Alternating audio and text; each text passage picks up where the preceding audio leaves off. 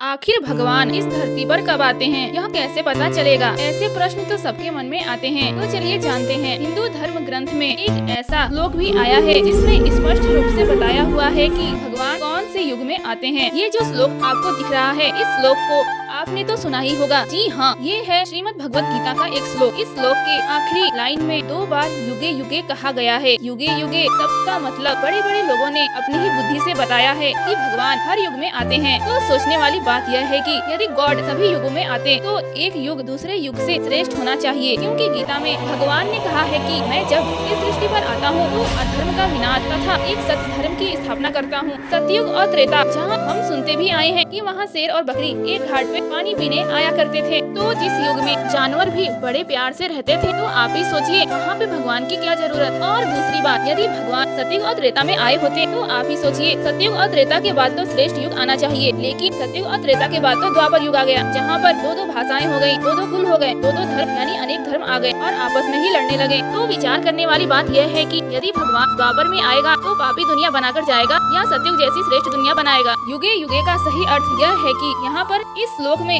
2 बार युगे युगे लिखा हुआ है, यहाँ पर कहीं भी 4 बार युगे युगे नहीं है। तो इससे पता चलता है कि भगवान कोई 2 युग के बीच के समय में ही इस सृष्टि पर आते हैं। वो है कलयुग अंत और सतयुग आदि के बीच का समय, जिसे संगम युग कहा जाता है।